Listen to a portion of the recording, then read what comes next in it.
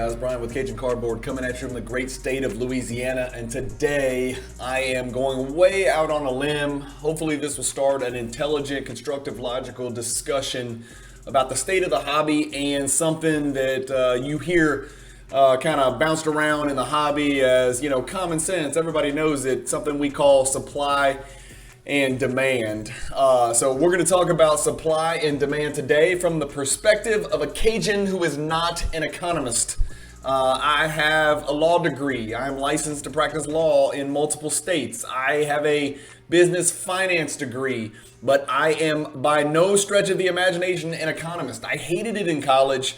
I am starting to like it quite a bit now and almost regret not minoring in economics when I was in college, because the economy fascinates me, and so much of what I do in this hobby from an investor perspective, hinges on the economy and understanding the economy and understanding the economics of the big picture and understanding the economics that the hobby gives us and how supply and demand works. So we're going to talk about that. Again, don't flame me in the comments. I'm not preaching to you. I'm not speaking from a condescending, I know everything perspective, because I am learning in this hobby just like you guys are, and none of us have the answers, even though a lot of us oftentimes think we do. You never know when you're going to get hit with a left hook to the nether region, as I like to say in this hobby. So without any delay, let's get cranking. I've got a little slideshow here for you guys, and let's talk about it. So first thing is, let's define it, right? Let's define supply. So I looked this up on dictionary.com. I'm sure there's other definitions out there, but I chose the one most apt for our analysis today. Supply is a quantity of something on hand or available. As for use, a stock or store, okay? So here we go with the age-old comparison between a stock, and I don't think they meant a stock as in a share of corporate stock, but we'll use it for this comparison, and cards, right? We always compare stocks to cards. There are a lot of similarities, but there are a lot of vast differences. Ultimately, it's the end use of the actual asset itself. A share of stocks, utility, and worth is completely different to the end user than a card of a player that they love or that they looked up to as a kid or that they want to keep forever or hand down to their children. So despite the fact there's a lot of similarities between stocks and cards, there's also a lot of differences. But supply is one half of the equation, right? We know that. You hear it all the time. It's simple supply and demand. Or somebody will post something and say, why is this card going down? Oh, it's supply and demand. Like, that's the answer. That's not really an answer. That is that's actually just an analysis. And so one half of it is supply. And so some of the questions we ask when it comes to the card hobby and the sports card hobby is, how many exist right now? Okay. And now imagine how hard it was in the 60s. If you were pulling Wilt Chamberlains out of 1961 Fleer packs, imagine how miserably impossible it would be to ponder the question, how many Wilt Chamberlain cards are out there? How many Wilt Chamberlain cards in PSA 10 condition are out there? Of course, hypothetically, grading didn't exist. So today we have wonderful, products such as Card Ladder, the PSA Pop Report. There's a million other data pricing tools and software and apps and all that out there where you can actually quantify the current supply of how many cards of this particular player from this particular brand in this particular grade. I like to use Card Ladder, so that was the example that I threw out there. I haven't felt the need to use any other data pricing tools. How many will exist in the future at my expected time of liquidation? So it's real easy to figure out how many exist today. I type in cardladder.com. I go on there. I look up Luka Doncic base 2018 Prism PSA 10. If I had done that in 2018, it might have said 1,200. 1,200. Wow, that seems like a lot of PSA 10 base. But what I really wanted to know was, if I'm going to sell these things in 2 years, and that's my expected window of buy low, sell high, I wonder how many PSA 10 base Luka Prisms there will be in 2022. So that's really the question, right? That projection forward, that prognostication of supply is more important than identifying the current supply of that particular card and that particular grade today, because I don't think many of us, maybe, but I don't think all of us certainly would have thought that there would be, over 30,000 Luka Doncic base Prism PSA and BGS and SGC graded cards out there. But guess what? There are. Surprise! And then the next question is how many are printed, and that sort of ties in with question number 2. We kind of need to know how many are printed. For some reason, we used to get pack odds in the 90s. That's why a lot of us love the 90s, because we can calculate what the odds were of pulling a particular insert, or more aptly, from my perspective, what the odds are of pulling a particular Michael Jordan insert. So you hear pack odds thrown around by people in the 90s. For ultra modern collectors, that might be just a totally different language, and you may never have even heard that term. And again, if you're a collector and a true collector, turn the video off, stop watching, because this is all going to be about investing and numbers and economics and supply and demand and price discovery. So today's, obviously ultra modern collector would know things like box hit or case hit, or one autograph per box, and that's kind of their version of pack odds. Back in the 90s, it was like, well, there's a 1 in 5,480 chance that you're going to pull a Michael Jordan, blah, blah, blah, fill in the blank insert. And then, of course, grading that a PSA 10 is a whole nother world. What's the second half of the equation? It's demand, of course. So supply and demand. Demand is something that is demanded, an urgent or pressing requirement. Well, that's kind of it in a nutshell. We knew that. Demand, however, is significantly more difficult to ascertain than supply, right? It's not just how much do you demand it. Obviously, we know that. We can look in the mirror and say, how much do I want this Luka Doncic neon green pulsar? That's real easy to answer that question. But the question is, from an investor perspective, is how much do other people want this card? Not just now, but similar to our analysis with supply, how much do other sports card investors or collectors, right? So from an investor perspective, you got to think about what these cards mean to other investors, but also, almost more importantly, of how important will this card be to a collector? Because in the sports card hobby, that's the ultimate question. Is at the end of this game, it's not just a hot potato, it's how much is someone going to want to own this card for the sake of owning this particular card and this particular grade? You can only play hot potato for so long. There has to be an end user who wants the thing, who wants the card for the sake of the card, not just for the sake of buy low, sell high. Future demand is significantly more difficult to ascertain and predict than supply. And remember, we're trying to ascertain or predict the future demand of other collectors and investors, not just ourselves. Demand can increase and decrease in a volatile manner in the hobby. We've seen it a lot, especially lately. And unfortunately, it's been a lot of decreasing. But guess what? During this same 18-month generally downturn in the market and the economy and the stock market and crypto, we've also seen wildly volatile increases in card prices for certain types of cards, certain select cards. And so the demand side is where we get the volatility, especially in the sports card hobby.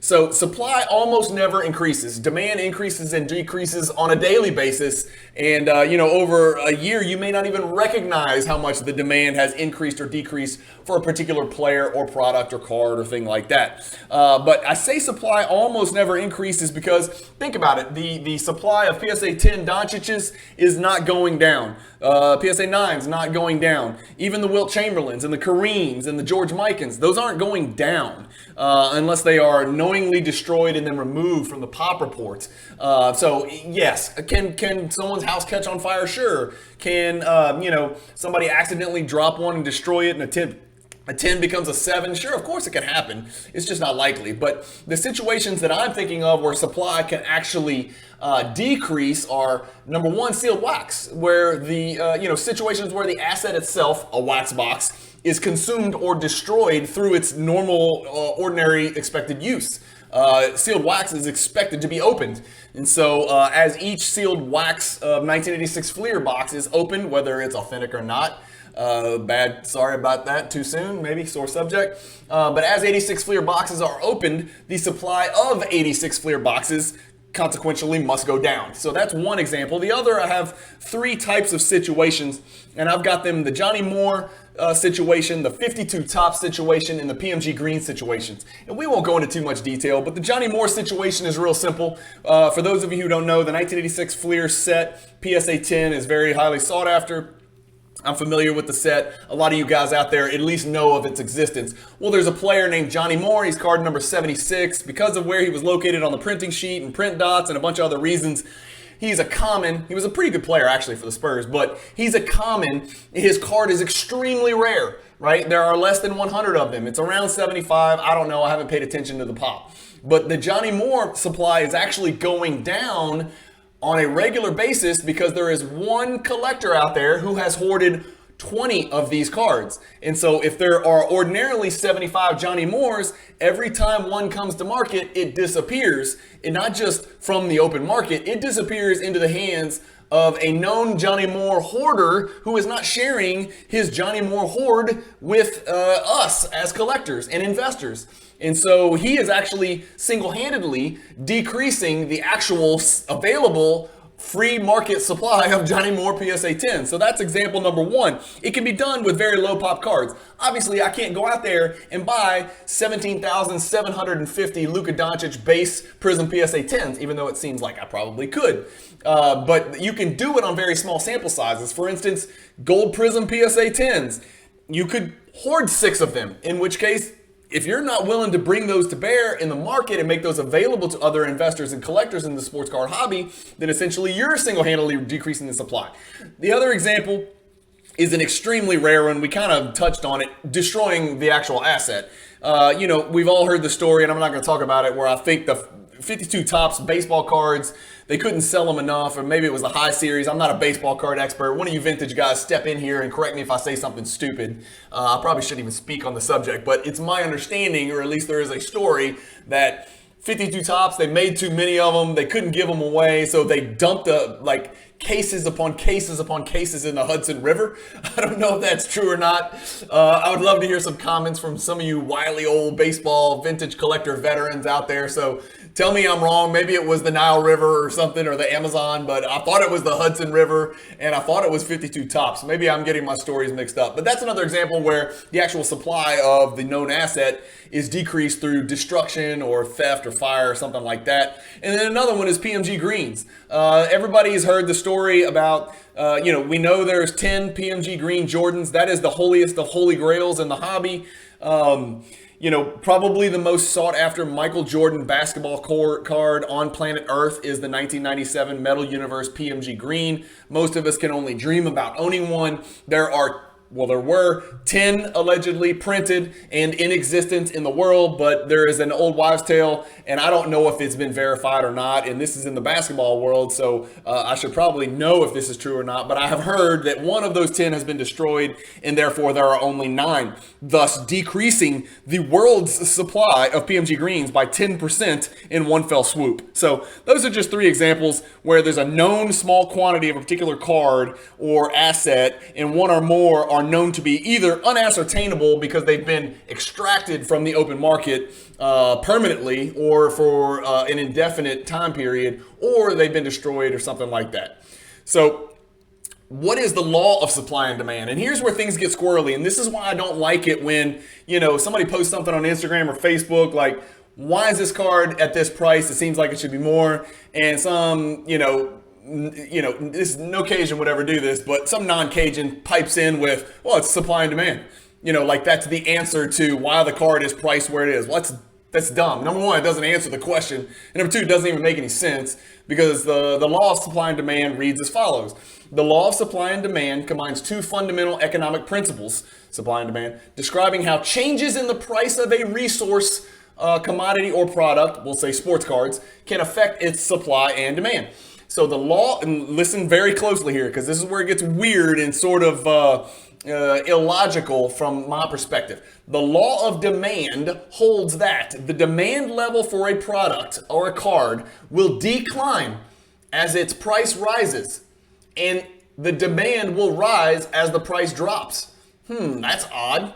So again, let me read it again. The law of demand says the demand for a card will decline as its price rises, and it will rise as the price drops. Okay, that might work for gas or crops or something like that, but let's read about the law of supply. Conversely, the law of supply says higher prices boost the supply of an economic good, while lower ones tend to diminish it.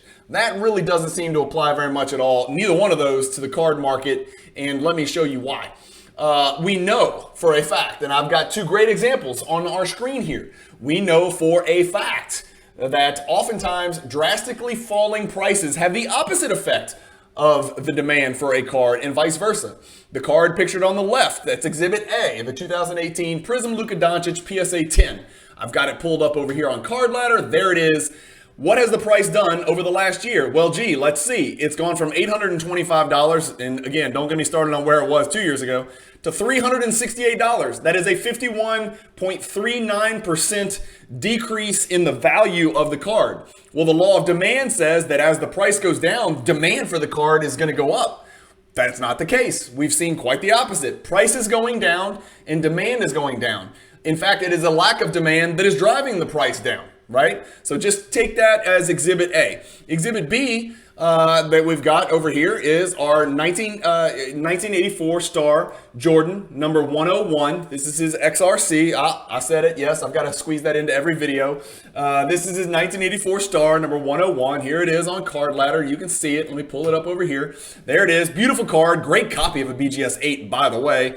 This card, as you can see, over the last year has risen greatly in demand. Part of the reason is PSA decided to grade it, right? But also part of the reason is the card's just not a very high population card, and we're going to talk about this more later. The lower population options are starting to kind of rise in value as opposed to the high population cards like the Doncic Prism we just looked at. But we know this card has risen in value, and that is the opposite of what the law of demand says, that as the price rises, demand goes down. And quite the contrary. As the price has risen for this card, demand has gone up considerably, at least I would aver. Let me know in the comments if you disagree. And again, I don't own a star card, and I don't own a Doncic base Prism anymore. I cut out of that sucker in 2020 and did quite fine.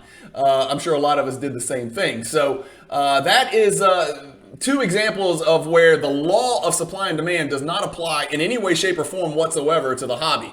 In fact, I think it's a misnomer. What people are trying to say when they comment on Instagram posts about why a card is or isn't what it should be is they're talking about price discovery.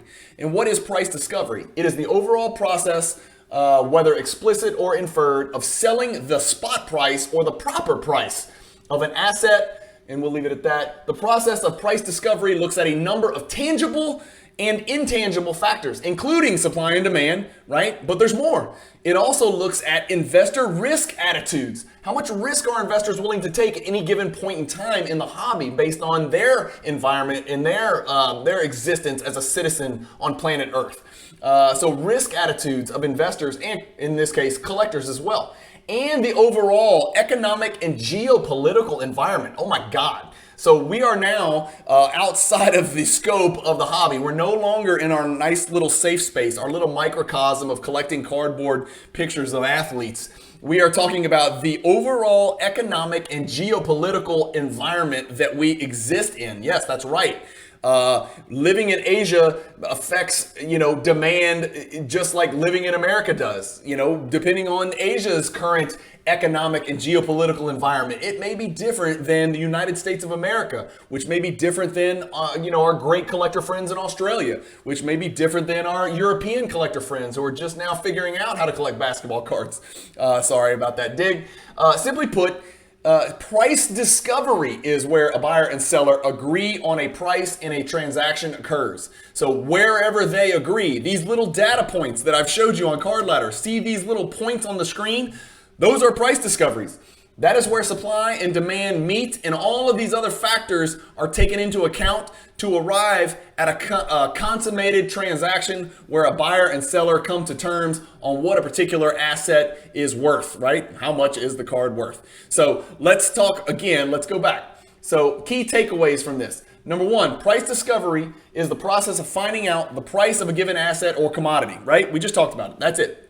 So it's not really supply and demand. It's supply, demand, and then A, B, C, D, E, F, G, H, I, J, K, L, M, N, O, P factors to determine what the price discovery equilibrium is. Price discovery is the central function of a marketplace. That's what we're in. This hobby is a marketplace, whether you like it or not. Even in the most, just old rochety, is rochety a word? It is in Louisiana. Old crotchety. Is crotchety a word? I don't even know if that's a word. What am I trying to say? Old, rigid, stubborn, vintage true take it to the grave collectors would admit that we exist in a marketplace, because to collect you have to purchase a card from a seller or a selling platform. It's a marketplace, and the function of the marketplace is to discover the price discovery equilibrium, right? That's it. That's what this is. That's why Card Ladder exists. We want to know what the price discovery point is for a particular card in a particular grade on a particular day for a particular player.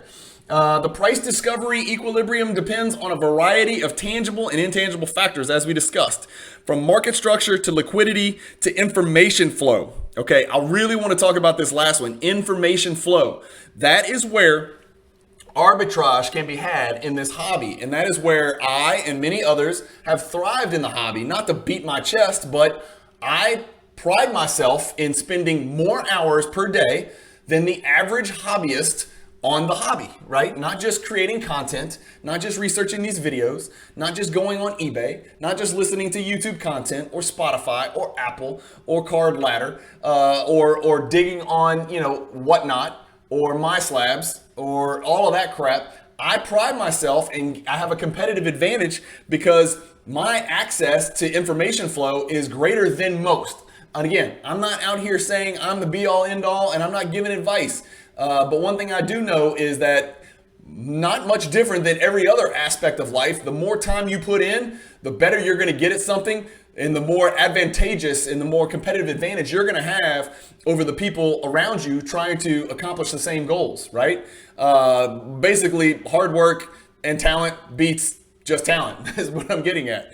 So competitive advantages and information flow are crucial. Access to Card Ladder and market movers, if that's your thing, and alt and card hedge and or card hedger or whatever it's called. And then there's like card headquarters or whatever out there. There's all kinds of new ways. eBay, 130 point, eBay sold. Access to information that provides you price discovery points over a historical, database is important. Watching NBA basketball, by the way, is more important than anything when it comes to prospecting and identifying the next one. If you want to predict the future of the NBA, guess what you absolutely have to do? Watch the freaking NBA. You can't just watch SportsCenter Top 10 and then look at a box score and figure out who the next great one's going to be. It's not that easy. It doesn't work, right? A lot of people come into the hobby and, ask the dude next to them, hey, who do I need to invest in? It doesn't work that way. You better hope the person you're asking pours hours and hours into watching actual NBA footage. It matters. I don't care what anybody out there says. You can read all the articles you want and you can listen to all the opinions. Nothing beats the eye test. I'm sorry, Chris Hoge is not going to like that. Even analytics don't beat the eye test, because guess what? Analytics don't drive card prices yet. Maybe one day, but not yet. They don't. The eye test drives card prices. That's why Allen Iverson cards are worth more than Dirk Nowitzki, because he was more visually appealing to watch. That's why Vince Carter cards, sell like Tim Duncan cards half the time. Because guess what? He did crazy shit that people had never seen with their own eyeballs. It matters, right? Watching NBA games also gives you a competitive advantage. When people are out there buying Mo Bamba and Jonathan Isaac, I watched Jonathan Isaac and Mo Bamba and said, these guys suck. I want nothing to do with these two players. I'm never investing in these two guys. Am I going to get it right every time? No, but I'm certainly going to eliminate players based on my personal experience and my own eyeballs that I don't think have the it factor, right? Or are priced commensurate. I don't think their price discovery equilibrium will be higher in the future. Why? Because I've watched enough basketball to conclude I don't see them having what I need to see to make an investment. Playing the game is a huge advantage. Having actually played the game matters, right? You know what you can do, right? And you don't need to have played it on a high level. I played small college level, right? Shout out to my alma mater for winning the NAIA national championship, Loyola in New Orleans. Congratulations to those guys and Coach Stacy Hollowell, who has since taken a bag of money and moved on to bigger and better things at the University of Ole Miss. But anyway, shout out to Loyola, man. It was a fun couple of years there. But I played basketball at a very small level at a very small college in New Orleans, Louisiana. But having played hundreds of thousands of hours of pickup basketball and playing college basketball and playing high school basketball and playing high-level AAU basketball, that matters, guys. Being able to identify what other players can and can't do, or what it is you couldn't do, or what makes players succeed on the court, little tiny indicia of information built up over the course of decades. And yes, I'm old, I'm 48 years old. That's an advantage too. Being 48 is an advantage over being 22 because you've learned by being stupid and you've learned by being smart and you've learned from your mistakes and you've learned from your successes. And that's why most successful business owners aren't 24 years old. They're 48 or 68 because they've been there and done that. And that ties right into the last one, which, sorry, it cuts off on the screen, is collecting experience. Just having collected for a very long time is a huge advantage. I got back in 2016. I've probably collected 15 years before that during the course of my life, but getting back in 2016 was a humongous advantage over people that got in 2019 or 2020, or God forbid, the people that dove in headfirst in 2021 who got punched in the nether region. So look, again, I'm not the most experienced cat out there, and I don't want to come off as I'm giving people advice on who to buy or what to buy. I'm just identifying some factors, and we're having a general discussion about macroeconomics, supply and demand, and price discovery. And so it can maybe help you guys in your collecting journey and specifically your investing journey. It can help in collecting as well, but your investing journey in the sports card hobby. So again, I don't want this to come off as condescending because I'm the same dude that bought a hell of a lot of Chris Dunn cards and a bunch of Dennis Smith cards. So ain't nobody out there that's shooting 100% from the field in this hobby. I can promise you that. And anybody that says they are is one of those people who just doesn't talk about their misses and they only talk about their makes. And I cannot stand that. I will not name who those people are, but some of the people who talk that way have missed a lot more than they have made. So keep that in mind when you're watching videos, pumping how accurate people's prognosticating and talent evaluation is. Again, I'm not trying to do that here. I've got a pretty good track record, and I'm pretty transparent because I share my losses and my wins as often as I can. But anyway, I'm getting sidetracked. Understanding price discovery. Real quick, I'm going to read it. So you want to know, I want to know price discovery. I want to understand more about it. I want to know what the future price discovery equilibrium is going to be on a player, so I will know whether it's a good time to buy low and then I could sell high at a later price discovery point. So at its core, price discovery involves finding where supply and demand meet. In economics, the supply curve and the demand curve intersect at a single price, which then allows a transaction to occur. Keep in mind this intersecting point, this single price changes multiple times in a day for certain cards, and it changes certainly for all cards at different points in time, somewhere on the time continuum. The shape of those curves is subject to many factors, as we just talked about, from transaction size to background conditions of previous or future scarcity or abundance. There's the demand part. There's the supply part. Not just supply now, not just previous supply, but also future supply, future scarcity, future abundance, right? We would say that the future of the PMG Red it's going to be a scarce card for eternity. But the future of the Luka Doncic, and the present of the Luka Doncic base prism is that it will be an abundant card in PSA 10 condition. Location, storage, transaction costs, right? Which is one barrier to entry in the market. Buyer, seller, psychology, that's everything, right? You hear people say, buy the hype, sell the news. Seller and buyer psychology factors into the price discovery point of a card, which is another word, buyer psychology is another word for hype or FOMO, right? Those are two psychological terms that describe the mental condition or mental state of a buyer at any given point in time that drives price discovery points higher. There is no specific formula using all these factors as variables. They can be weighted differently depending on the time of the day, the day of the week of the month of the year of your life. There is no specific formula using all these factors. Anybody out there who tells you they've got it figured out is a liar.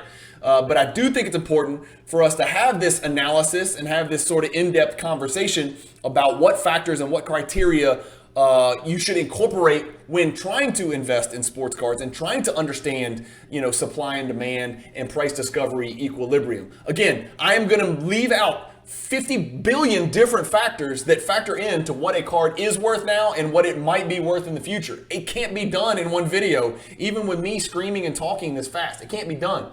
Indeed, the formula is a dynamic process that can change frequently, if not from trade to trade. See PMG Red prices. There you go. Okay. Comps are not everything, okay? This is important. I see this all the time. I overhear it. Other content creators have talked about this, and people on Instagram and Facebook and other, different social media platforms have spoken about it. Comps are comps. We know what they are. Comps, for those of you who are brand new to the hobby, here it is, Hobby 101, are comparative sales, right? Sales of similarly situated cards, right? For this BGS 8 Star Jordan 101 that I just had on the screen, a comp for that would be another sale of another card in a BGS 8 slab, but not the same card. That's a comp, okay? Here's the thing to remember. For those of you who are selling or buying, right? You got to remember this from the perspective of the buyer or the seller, whether you're the dealer standing behind the table or you're the buyer who's at a card show looking up at the dealer. If no one paid over comps or sold under comps, then comps would never change. Whatever the card sold for first would be the price for a Cajun eternity. We know that's not true. So for a card to go up in value, for this BGS 8 Michael Jordan Star to go up in value, look what had to happen. 1, 2, 3, 4 times in a row. Someone had to pay over comps. And then guess what happened? Psychological factors and other factors, and probably more likely the condition and subgrades of the card, led someone to pay significantly below comps on the next two. But then what happens?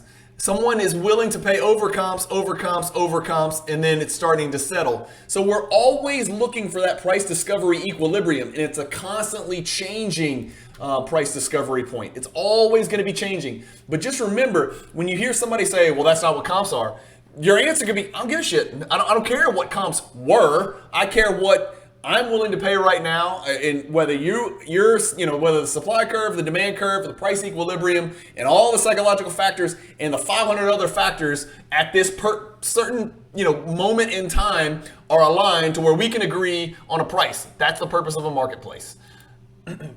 Comps are more accurate and predictable for highly transacted cards, right? This is common sense, but let's talk about it real quick for those of you who are new to the hobby. Comps matter more for high volume cards like this one. Why? Because 1,629 of them have sold in the last year, okay? So that matters. That means 1,629 times in the last 365 days, that's about 5 times a day, a buyer and a seller have come to an agreement on what that thing is worth. That is a very good indication of what the demand in the market is. And as you can see, it changes over time by the downward and to the right, graph trend that we just saw on that Doncic. But why do the comps matter more? Because more people have spoken. More of the hobby has said, here's what the Doncic base prism PSA 10 is worth. More people have said that 1,629 times than the BGS 8 Star card that we looked at, which has sold 20 times in the last 365 days, right? That's a drastically different quantity of meeting of the minds, as they say in law school. In law school, you look for a meeting of the minds. Was there a contract? Well, there's been 1,629 contractual agreements to sell a Doncic base prism PSA 10 at a given price. There's only been 20 for Jordan. So the comps on the Jordan are going to swing more in a more volatile manner. There's going to be larger percentage swings on a day-to-day, week-to-week basis because there's fewer data points and fewer consummated transactions. So it's easier to discover the price discovery point for a Doncic base prism PSA 10 than it is for a Jordan BGS 8. There's just more buyers and sellers that put their money where their mouth is. There's significantly more volatility on scarce cards because we have less evidence to support what other people think, right? We know what we think. It doesn't matter what you think. It's what does everybody else think. It's what does that particular seller think. And what does that seller think other buyers think. That's how you figure out price discovery. It's not just what you think, right? You may covet a card or you may not really want a card, but it's not what you do or don't want. It's what everybody else in the world, or in the hobby, I should say, wants or doesn't want. People who pay over comps believe the price discovery equilibrium is higher than the last comp. It just happened, and I'm going to let out a little secret. I can't believe I'm sharing this with you guys. Some of you guys are going to click off and unsubscribe, but Brian, Cajun Cardboard, has dove headfirst into soccer. I've always loved soccer. You guys know I talk about it all the time. My kids play soccer. I've become a soccer family. I got a daughter playing college soccer. I got another one that's about to play college soccer. I've always watched soccer. I love the English Premier League. This is a basketball card channel, but I just dove into soccer. Finally, I was like, I've had enough. Somebody explain these products to me in parallels, and I'm going to do it. And the reason I did is because early in the game, when Erling Haaland, I looked at Erling Haaland cards. His cards have been down too much. I watched him score the first goal recently, a couple weeks ago. I'm not sure when this is going to come out. And I was like, dude, he's in a situation where he has to succeed. There's no way he can't succeed. He plays on, I think, the best team in the world, and I think the best league in the world. And I think he's got the best 11 around, or best 10 around him in the world. And I think he's the best current striker in the world. And he's a baby. He's 22 years old. I'm buying Erling Haaland cards. I found the last comp, and then I found 4 available. And I paid way over comps. I'm telling you right now, I bought in. I paid way over comps, because I thought that the price discovery point on those cards should be way, way higher based on a bazillion factors. The population of the card, the product, the perception of what is the true rookie card, the team he's on, the league he's in, the direction he's headed, his age, his contract, a million things. The way the dude looks, the way the guy acts, the way his teammates interact with him, the way other players, his peers, his competitors, other coaches talk about him. All of those factors factored into me making a decision that I realized the last comp was $37.50. I'm willing to pay, and I'll tell you, $5,000 for this stupid Bundesliga 2019 Erling Haaland Refractor PSA 10. I don't care what the comps are. I'm setting a new comp, and let somebody else tell me that I'm crazy and my price discovery point is wrong. So there you have it. Haaland is my example. People have to be willing to pay over comps, and sellers have to be willing to sell under comps, or it'll never change. All that is that's me saying, I think I know more about all of these factors than everybody else, or at least more than the person who bought the last one. I'm willing to pay over comps. I'm taking that leap of faith. Take it or leave it. I'm an idiot or I'm a genius. We shall see. By the way, since then, he scored 6 goals in 2 games. Investing is 2 things. Identifying the supply. Remember, we talked about this. Not just the current supply. That's easy. Anybody can click on it, become a Card Ladder Pro member, and figure it out. But it's also identifying, or just go on the PSA Pop Report and figure it out because it's free. Identifying the supply, current and future. There's the problem. Where is the supply going? This is huge on Jordan 90s collectors, right? Where is the supply going? Some people didn't understand that the supply and the population of Jordan-based 90s PSA 10s was going to explode post-pandemic. Explode post-PSA shutdown. And it did. And guess what happened to the prices? They dropped drastically for certain Jordan cards, right? The more common cards. The population exploded because everybody dug that crap out of binders or dug it out of their house in their old yellow top loaders, and they sent it to PSA. And we knew it was going to go up, but maybe we didn't understand how drastically it was going to go up. I don't care. I'm not selling those base cards. I'm keeping all mine because I'm collecting Jordan, right? But whatever, it is what it is. So identifying supply is half the battle. You have to identify the supply as precisely as possible, not just the current, but the future. And then the second half of it, and this is where the money's made, right? This is your money maker. Prognosticating or predicting the hobby's future demand for that particular card. Predicting collectors and investors' future demand for that particular card at the time that you expect to liquidate that card. Again, I'm talking about this from an investor standpoint. As a collector, you still want to know supply and demand because you want to make sure you're getting it at a good price discovery point, because the better your price discovery point on the cards you purchase, the more cards you can, open quotes, collect and keep forever, close quotes, right? So even collectors need to understand supply, demand, and price discovery. But from an investor perspective, you want to know what the demand is going to be at your expected point of liquidation. For these Erling Haaland soccer cards that I bought, and some of you are like, who the hell is he talking about? It's a basketball channel, shut up. Let's just say these soccer cards I bought. At some point, I'm going to sell these cards. I don't love Erling Haaland. I just thought it was a good time to buy into somebody whose prices are going to go absolutely bananas apeshit. I really think they are. And so I overpaid for the card at now prices, but I think in the future, I think the demand from the hobby based on the population and all those other factors we just discussed, I think they're going to be worth significantly more in 24 months. So that's why I bought it. I'm going to buy low and I'm going to sell high in 24 months. And guess what?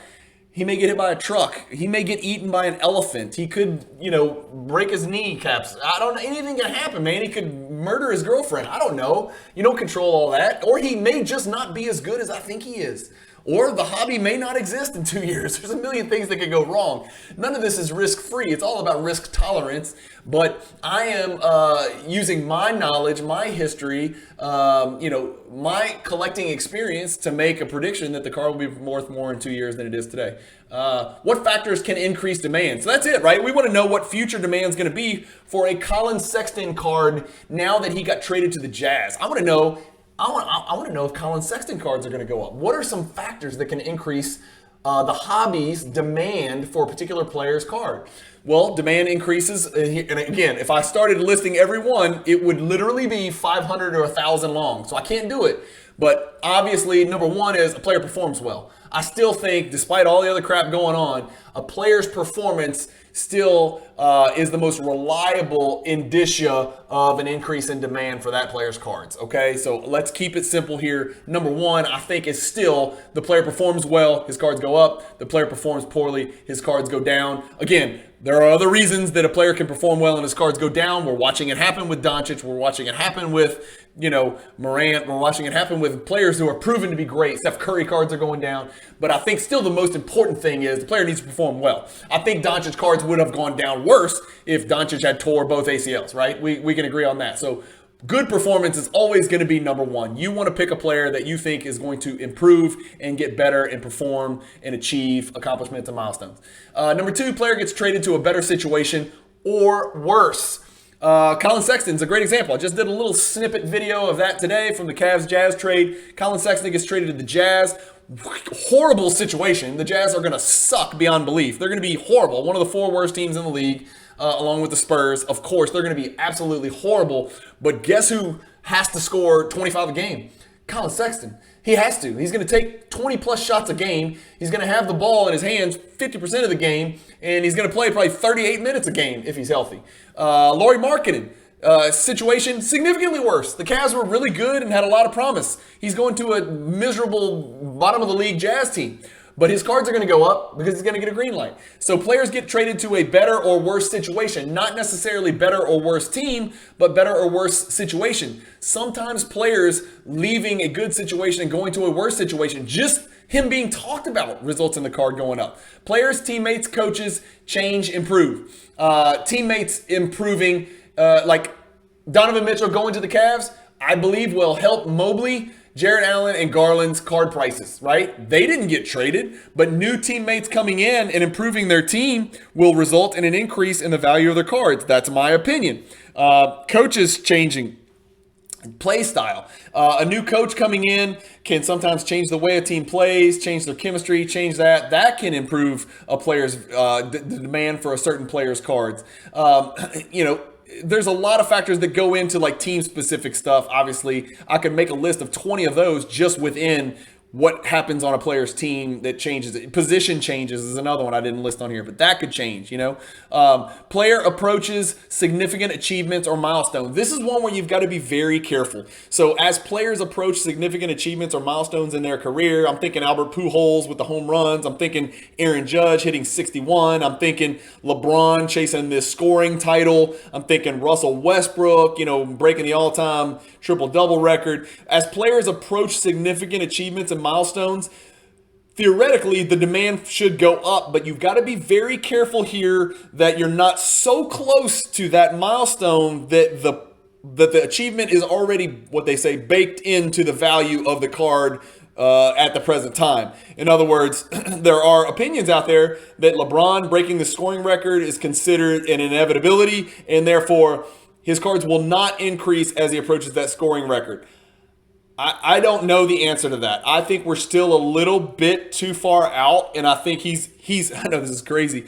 I think LeBron James is a little bit too off the radar for that achievement to be fully baked in, and I do think his cards will run up a little bit as we approach that in the second half of next NBA season, the 2022-2023 season.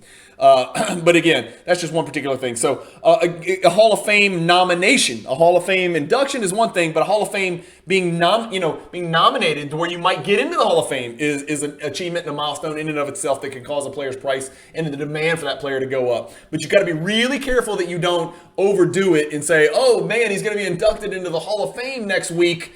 I'm going to buy $50,000 worth of his cards, it doesn't necessarily always work out. In fact, oftentimes it will not work out, and that's because remember, there are two sides to this equation, supply and demand. What happens when people achieve great milestones, heroic, feats of strength and athleticism? What happens when players win NBA titles and Super Bowls and World Series and break records?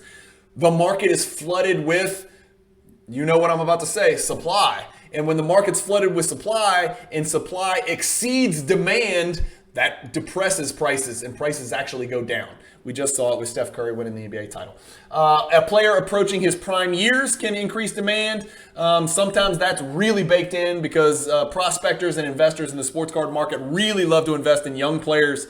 Super young players. I just did it with Haaland. The fact that he has not even approached his prime yet in the sport of soccer is probably already baked in. But usually as players approach their prime years, their statistical measurables go up. Off-season versus in-season. This used to be real easy, real predictable, and a real, dependable arbitrage in the hobby for many, many, many investors for years upon years, but it has gotten much more difficult because more people are aware of the in-season, out-of-season cyclical nature of prices for particular players and particular sports, but also because Panini's a shit show right now, and we're getting really highly sought-after basketball products after a player's rookie season is already over, right smack in the middle of the second part of the offseason. So this kind of used to be dependable, investing strategy is not quite as predictable of a strategy anymore, simply because we don't, Panini's not releasing products on the same schedule. So just factor that in. Again, that would be a fascinating video for me or somebody else to do about how Panini's dilatory release dates have affected the age-old off-season investing strategy and then sell into the hype of the upcoming season. Is that still a play or not? I don't know. Comment below. Let me know. I know a lot of you guys do that. I'm aware of it. That's not my primary overriding factor to consider when I'm buying a player, because I'm usually not buying a player to flip them in 2 months. I'm usually buying, if I am actually investing and not, buying a Jordan to put in my collection forever, I'm usually not doing it for 4 weeks or 4 months even. I'm probably doing it for 2 to 5 years. I've got time on my side, despite the fact I'm an old Cajun. So next is demand for that sport increases. This happens a lot. Baseball popularity is declining. A lot of people are going to hate me for saying that. I know I've got a lot of people that collect baseball cards that watch the channel. I don't mean this to, disparage the sport. I grew up playing it. I played baseball in college as well. Oh, I say that. I was a pitcher, right? It's sort of like a kicker saying he played football. But I was a pitcher. I played baseball and basketball in college. I grew up playing wiffle ball every day of my life. I loved home run derbies as a kid. I couldn't wait to go down the street and get in a wiffle ball game. I love the sport of baseball, but it's too damn slow, man. You got to put a pitch clock on there. And I don't mean generally speaking, throw the ball within a minute. I mean, they need a red number digital pitch clock, just like the NBA has. And I know you got to square that away with the Players Association and consider arm care and things like that for the pitchers. But it's got to be done, or you're going to lose young people. You're already losing them. And then, I'm thinking of another example of demand for a sport that increases is soccer. Well, the NBA obviously is increasing worldwide, but soccer, as the World Cup approaches, the demand for soccer cards, I believe, is going to increase to some extent as we approach the World Cup, when that is, on the focus of collectors all around the world. So that's just another example of long-term kind of macro perspective of the sport increasing or decreasing in popularity. Players off the court relevance increases. That can increase demand as well. It can also decrease demand drastically if they do something stupid, a la Miles Bridges. Or Kevin Porter on occasion has been known to do that, right? My super prospect. So their off the court relevance increases or decreases demand. Dame Lillard, one of the reasons I collected him is I started to follow him on social media. I started to do some research on what type of human being he is, what type of father he is, what type of businessman he is, what type of rapper he is. He's obviously a really good freaking hip hop artist who's got the respect of a lot of the best rappers in the world, best hip hop artists in the world. So just a lot about the way Damian Lillard carries himself off the court. mattered to me when I was trying to decide, okay, who is it that I want to start a new PC of. A lot of that factored into my decision. So those are just some of the factors, dude. Look, sorry, I don't mean to say dude. That was that was very Louisiana. That was very East Coast. So there's a million factors. I listed 8 of them. I could have listed 808. Right now, this is a trend that I'm seeing, and this is important to talk about. Right now, supply is driving demand. Okay, what I mean by that, low pop good, high pop bad. That's a fact. That's what's happening. That's what we're seeing. I'm also partially to blame when people post cards on Instagram. Go look at the distinction between the cards that are being posted on Instagram pages now compared to 18 months ago. 18 months ago, you would have seen somebody post 75 Zion Williamson PSA 10s and then a little strong, bicep emoji, right? Now, when's the last time you saw that? When's the last time you saw somebody post, well, recently we saw a couple of people start posting Topps Chrome LeBrons because it's time to buy, right? The price equilibrium point has dropped too low, and so people are starting to jump back in. But when's the last time you saw somebody post base Prism cards, right? Never. I'm even 2012 base Prisms. You don't see it. It doesn't happen. And those are low pop, right? Low pop good, high pop bad. That's a fact. That's what the hobby's decided, regardless of the player or his performance or his resume. The hobby is deciding how much is too much. And right now, my personal opinion is we knew this was coming. We knew, we knew 20,000 was too many, okay? 20,000 Doncic PSA 10s too many. 20,000 Zion PSA 10s is too many. What we didn't know is that 500 is too many. And I don't think it is. And I think the pendulum has swung too far. I'll go out on a limb and I'll say it. 2016 base Prism is not the same as 2018 and 2019 base Prism. It's not. Go look for yourself. There's a big difference. And you can take it a step further. 2012 Prism Silver is very, very, very different than 2019 Prism Silver. It's not the same thing. You know what? Look, I've got it pulled up here. I'll switch you guys over. There are more Doncic one-of-one cards in the world. There's more Doncic one-of-one rookie cards. Let's put it that way. There are more Doncic one-of-one rookie cards than Giannis, Kawhi, and Anthony Davis Silver Prism PSA 10s combined. Let that sink in. These are alleged one-of-one cards. Well, they're not alleged. They are. They're one-of-one cards. But there are so many different Doncic one-of-one cards. There's more of those Doncic one-of-one rookie cards than Giannis, Kawhi, and Anthony Davis Silver Prism PSA 10s combined. Okay? That is why 2012 Silver is not the same as 2019 Silver. 2019 Silver is not the same as 2017 Silver even. Go look for yourself. Guys, do the research. What we've done is we've grouped everything together, and that's what we call guilt by association. And we're going to talk a little bit more about that. But that was important. I just wanted you to understand that right now, supply is driving demand. How many of them are out there matters. It's creating demand in and of itself. You're almost looking at pop before you even look at the player's face and jersey that's on the card. And that I think that pendulum has swung too far. We have a hyper focus on supply right now. It's unhealthy in my opinion, and I think the pendulum has swung, and it needed to swing, but I think it swung too far, and it still hasn't settled at that equilibrium.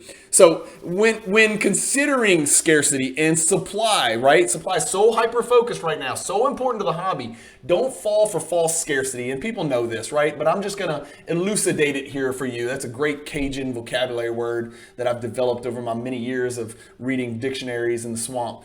There's 32 1961 Fleer Wilt Chamberlain PSA 9 rookie cards. Okay, 32 in the world. That's not a lot, right? We know that's not a high pop card, but I'm using that card as an example. There are 4 Luka Doncic Gold Prism PSA 10 rookie cards. Huge cards, right? Humongous card. I would die to have that card. I would also die to have a 32 Wilt Chamberlain card. But there's 4 Luka Doncic Gold Prism PSA 10s, right? Only 10 were ever made. So you're thinking to yourself, that's 8 times as rare. There's 8 times as many Wilt Chamberlain PSA 9s. But is there really? And let me tell you where I'm going with this. There are 6,572 other Prism Parallel PSA 10 Doncic rookie cards. Sorry, I'm taking a drink of water. 6,572 Prism Parallel PSA 10 rookie cards. I'm not including BGS. I'm not including base Prism. I'm not including PSA 9s, 8s, 7s, and 6s. I'm not including raws. I'm only talking about Gem Mint PSA 10, Luka Doncic color rookie cards from only Prism. I'm not counting Optic. I'm not counting Select. I'm not counting Origins. I'm not counting Chronicles. I'm not counting Hoops. I'm not counting Donruss. I'm not counting National Treasures, Flawless, Immaculate, Noir, and every other damn product that's out there that Panini's overprinting. It also, there's 6,572 of those. There's also 18,649 base Prism PSA 10s. Okay? Okay, now we're at 25,000, about. It's also not including 6,000 BGS 9.5 rookie cards for Doncic from Prism, graded by Beckett. Okay, so now we're at 31,000. These are 31,000 Gem Mint Doncic rookie cards. 31,000. Keep in mind, what did we say about Wilt Chamberlain rookie card PSA 9s? There's 32 of them. This is also not including every other product that we just discussed from every other grading company we just discussed. We didn't talk about CSG. We didn't talk about SGC. We didn't talk about HGA. We didn't talk about ASS or whatever these stupid grading companies are called. For Wilt, there's one rookie card. You have one option. I want to buy a Wilt Chamberlain rookie, Dad. What is it? Guess what, son? It's 1961 Fleer Wilt Chamberlain. For Doncic, there's, by the way, 2,000 total graded ever by PSA. Okay, and that presumably includes a few Kraken subs as well. But let's say 2,000. We're going to round up and ignore the Kraken subs. There's 2,000. There are 1,250 different types of Doncic rookie cards based on trading card database information. That's not how many cards, that's how many different types of cards. I am going to go out on a limb and say there are hundreds and hundreds of thousands of Doncic rookie cards printed. It's not low hundreds of thousands. I mean, I would guess it's significantly more than 1 million. That is scary to me. And so to look at the Gold Prism PSA 10 and say there are only 4 of them, yes, that is absolutely true. And I'm certainly not crapping on that card because it's a crazy ass card, but you have to keep in perspective. There's also orange. There's also black 101s. There's also a Nebula. There's also 101s from other there's a million options around it where somebody can say, man, that price looks high. You know what? I'm just going to grab the Mojo, which again is another awesome card. I'm not saying that. But, you know, if you want a Wilt Chamberlain rookie, you got 1,923 graded by PSA in all grades. If you want a Luka Doncic PSA 10, you've got over 100,000 to choose from. And so that's what I'm talking about with false scarcity. It's almost like this false sense of comfortability that if you're buying a card with a serial number on it, that you're fine, you're protected. If you add up all the serial numbers, I promise you it's a lot more than 100,000. It's way, way over 100,000 serial number graded Luka Doncic rookie cards. And for Wilt Chamberlain, there's 1923 graded by PSA. Again, there's BVG or whatever and SGC out there. I get it, right? But I think it's just really important to keep that in perspective. And what I said about Wilt Chamberlain applies to some extent all the way up through 1989. Those are your options, right? Fleer. I mean, what you want a Scottie Pippen rookie? Here you go. Now you can make the Jordan star argument, Barkley star argument, Olajuwon, all that crap. I'm not getting into that. But okay, fine. There's 2 options, right? You want a Jordan rookie? You got 3 options: his sticker, his base, and then his star. There you go. There's your 3 Jordan rookies, right? For Doncic, you've got hundreds of thousands. Let's just put it that way. All right. Moving on, I'm not going to get any more into that because I love modern collecting and I still do it, but I do it on a very short-term basis, and I think that's something that's really important to keep in mind. How much of the 18-month dip has to do with the hobby's reaction and decision regarding high pop versus supply increasing, and how much of it is more the result of the general economic concerns and fears of the average collector? I don't know. You don't know. We all have our opinions. Is the market down because this is our reaction to Panini printing the hell out of cards and Card Ladder and some of these other great data platforms giving us the information that we've so desperately wanted, satiating our need for certainty and numbers to back up how many of these cards are out there? Is that why the market's in a dip for 18 months? Or is it just because, Jabroni's crypto went down? Or, Luther's, New York Stock Exchange stock portfolio is half of what it was? I don't know. But those are factors to consider, man. Is this a Is this a little combination of the two? I think it probably is. I think a lot of people are fearful with their money right now. I think they're in a wait and see mode. I think they're waiting to see, and I'm speaking for Americans primarily. I think we're waiting to see on what's going to happen with the economy. You know, might have a little bit of a wait here, man. I mean, the market may be down for a little bit, but you know, part of it unquestionably is that we ignored supply for so long because we were so hyper focused on demand and money was flowing, and now we're realizing this money's not flowing, and I'm raising my hand too. This money's not quite flowing like it was in 2020 and 2021. It's not as easy to make money in life. It's not as easy to make money in cards. It's certainly not as easy to make money in stock or crypto or Beanie Babies or sneakers or mugs or blankets or whatever it is that people sell out there, pins. You know, and by the way, everything costs more. You know, chocolate milk costs too much, even in Louisiana. What I do know, not all base are the same and not all silver prism are the same, and I think it's really important to remember this from an investor perspective. The hobby has accepted guilt by association, and we touched on this a couple slides ago, and I showed you the picture right here of this Giannis Silver Prism rookie, and I'm using this as an example. I own a BGS 9.5. I always try to be you know, look, let's pull up Anthony Davis for God's sakes. That way I'm not accused of hyping my own card. Of course, I don't own any Anthony Davis cards. I own one, sorry, the base, because I'm collecting the set. But there's 32 silver PSA 10 Anthony Davis cards, guys. There's 32 of them out there. You know, how many Doncic silver prisms are there out there? And I know it sounds like I'm bagging on Doncic, but he is kind of the face of, you know, modern collecting. Here we go. Let's pull it up. There it is. There's 2,143. I don't know, you know, again, I'm really good at math, but I'm not good enough to do 2,143 divided by 32. I'm going to say it's like 65 or something like that, 68, 69, 70. There's 1/70th as many Anthony Davis rookie cards out there, okay? That is a lot less. So you can't say silver prisms are overprinted. You can't say stuff like that, you know? It's like saying white people can't dance. You know, you can't say stuff like that, right? White people can't jump. There's one of my favorite movies of all time, right? You can't make blanket statements like that because it's not always true. But the hobby's accepted it. It's guilt by association, right? Silvers are overprinted. Base prisms are overprinted. Oh, really? Well, how many base prism Giannis PSA 10s are there? Not 30,000, not 50,000, or however many, or 150,000 Doncic or Zions. There's not that many printed, I can tell you that. So let's stop, let's relax, and let's take a closer look at the actual pop report rather than just dismissing a color or a silver or a base for the sake of it being a base. That's really it's kind of stereotyping, which is something that we're trying to get out of the habit of doing in society. And so we're actually employing that same fallacy and that illogical blanket, you know, thinking in the hobby, and we need to get away from that. This is an exploitable, illogical misconception. So what am I saying here? Well, I'm putting my money where my mouth is. Guess what I'm buying? I'm buying 2012 silvers. I'm buying 2012 greens. I'm buying 2013 and 14 colored cards from Prism. I'm buying LeBrons from 2013, 14, 15. You know why? Because 2014 Prism is not 2020 Prism. It's not the same thing. Your little micro Kobe tribute LeBron dunk where he's a little tiny person on the horizontal card should not be worth more than a 2013 Prism LeBron. It shouldn't. It's not gonna. I mean, it's not gonna be in the long run. At some point, people are gonna figure it out. And remember what we talked about. It's not just what is the supply right now. It's what's the supply going to be in 5 years. The 2012, 13, 14 stuff might grow, but it's not going to grow at the same rate as the 2020 stuff. So you guys, I just want you guys to be careful with all that stuff.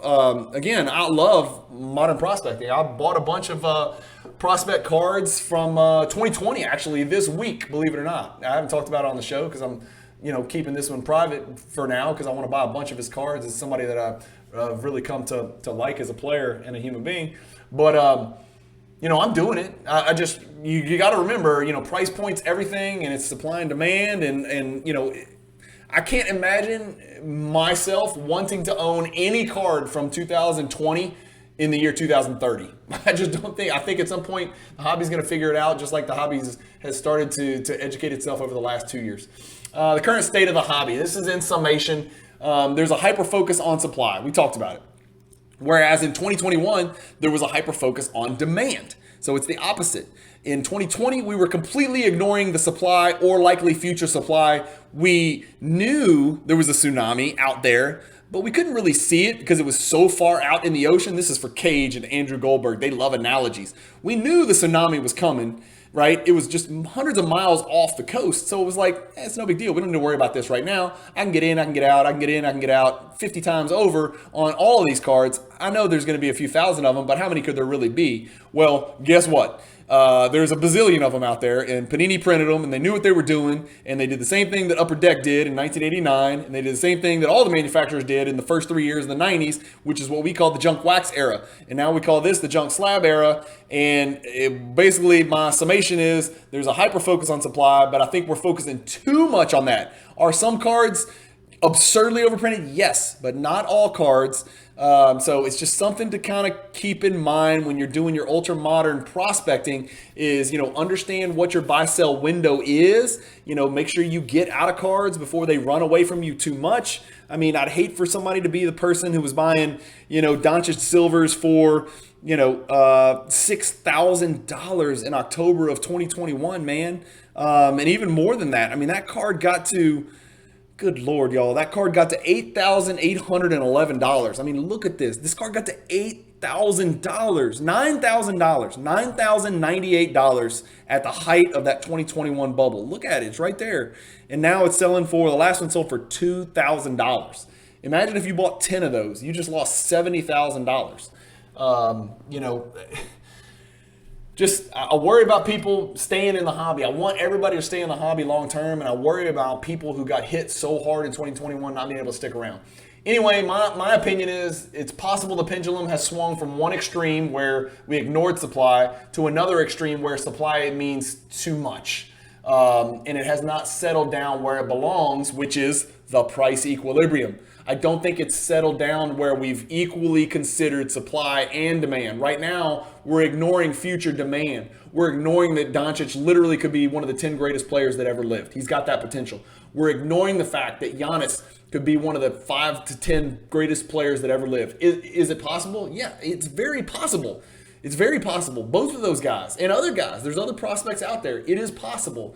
But we're ignoring the demand, and we're so hyper-focused on supply that we're only buying golds, blacks, and then, cards that nobody's ever seen before. So I feel like it's just swung a little bit too much. I'm not saying it's a bad thing. I think the only way to get to that equilibrium is to swing back and forth, a couple times in different directions. But anyway, that's it for my video. I don't know if that helped at all. I know I kind of rambled, and I just had a bunch of thoughts that I wanted to put on slides. I woke up the other day thinking about supply and demand when I saw somebody post, it's simple supply and demand as an answer to a question. Well, it's not even an answer. It's a question. It's a question to a question. It didn't make any sense. But comment with your thoughts. I mean, I think this is a pretty thought-provoking video. Some of you guys may think I'm an absolute idiot. I certainly did not intend for this video to come across as me telling you what to do with your money or how to run your collection or how to engage in the hobby.